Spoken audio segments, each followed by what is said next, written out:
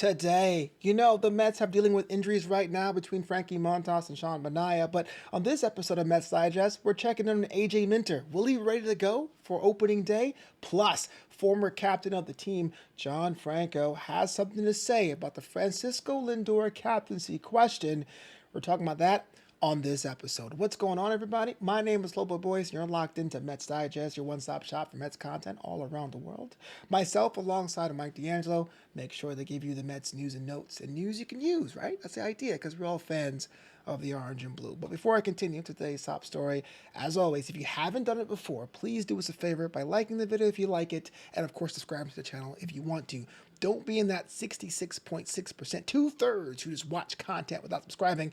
It's really cool. It really helps out the channel. It means the world to me. And if you want to comment down below, if you want to be able to say what you feel, please do it. I do read all the comments, positive and negative. Sometimes I mostly lurk, but that's how I learn. That's how I grow. That's how I know what you're thinking.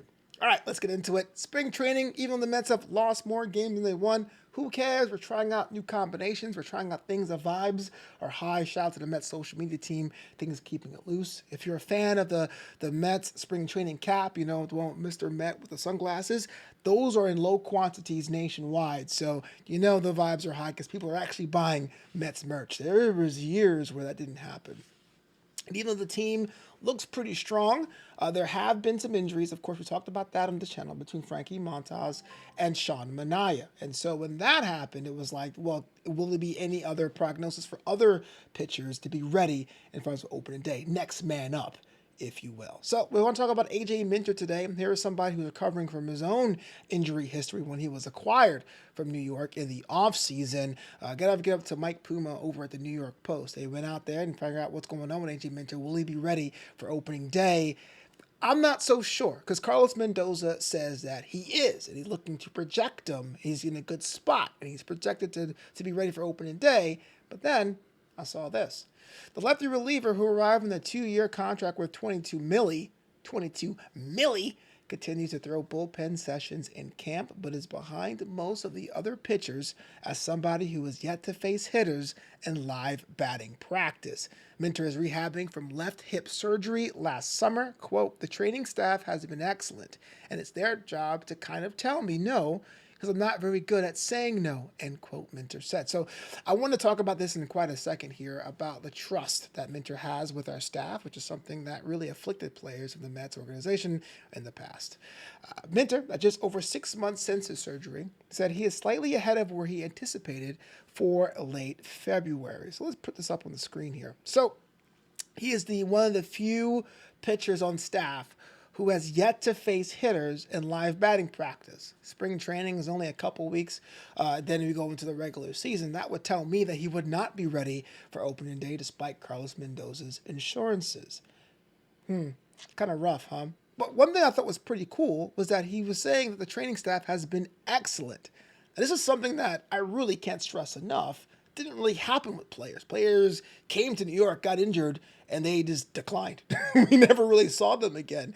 But the idea that AJ, someone with a very documented injury history, is trusting a staff to get him back in a physical spot was something that was pretty interesting to me. And so I took a moment to really take a look about what that means for a side like the Mets again. And we talked about how the training staff and the pitching lab and all these nefarious, nebulous things we don't really quite know, are they better for the team or not? But I do think we're trending in the right direction. Tim Britton of The Athletic actually goes into more detail about AJ Minter's decision to sign with the Mets and why the staff really was one of the linchpins. Check this out. In talks leading up to signing with the Mets, AJ Minter and club officials heavily discussed Dave Peterson's hip surgery last year. Quote, it's more of the biomechanical side, how to use my legs again, Minter said. They were showing me a few examples of the past. Like in 2022, I was really good at throwing really hard. Then you can see the steady decline in my mechanics and then my velocity. They basically told me, hey, this is what we think the problem is, and here's how we can solve it and help you get better. That's all new to me. It was good to have someone point that out to me and therefore have answers for me as well. Talk about trust. Talk about making sure you have someone ready to learn and be coachable.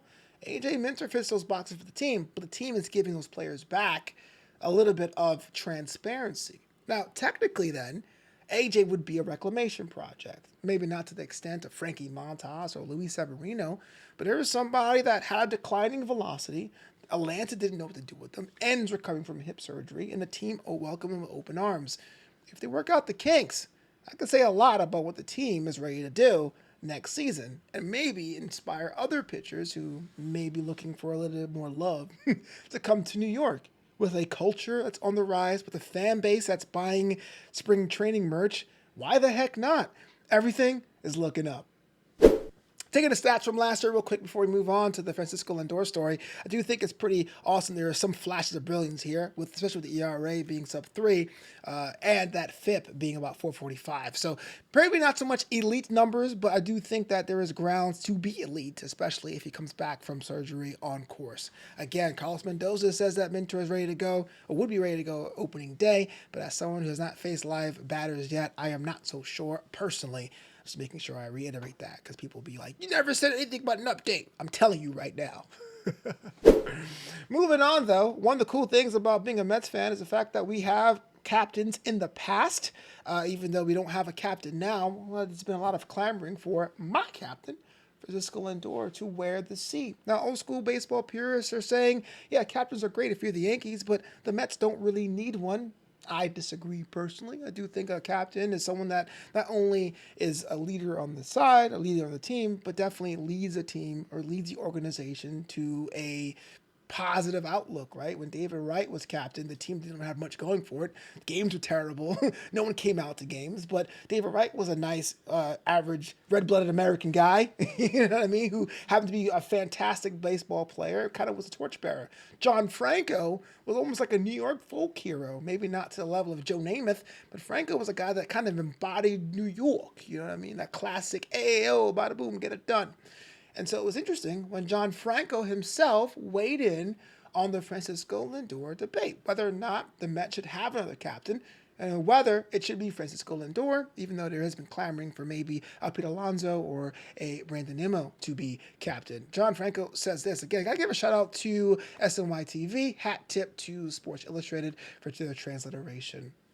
Despite Lindor not being officially named captain of the Amazons just yet, Franco told Martino over at SNY that he still sees a team captain in the 31-year-old due to the consistent leadership he has provided since arriving in Flushing 4 years ago. Quote, he's the unofficial captain anyways, Franco told SNY. There is leadership with the way he presents himself on the field and off the field. When he was going bad, he had the same demeanor and the same approach. Even keel is a mark of a captain, you say. Quote, and he likes the way he gets to know younger players and talks to them almost like teaching. I see him talking with the young guys and hitting, fielding, even the pitching. There are leadership qualities in the way he presents himself. And that is all the endorsement I need, right?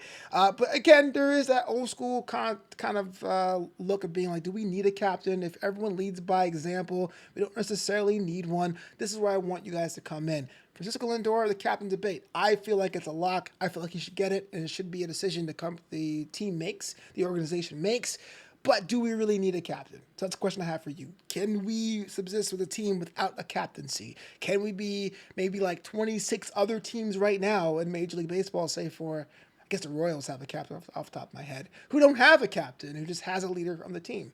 Let me know in the comments below. But I'm telling you one thing.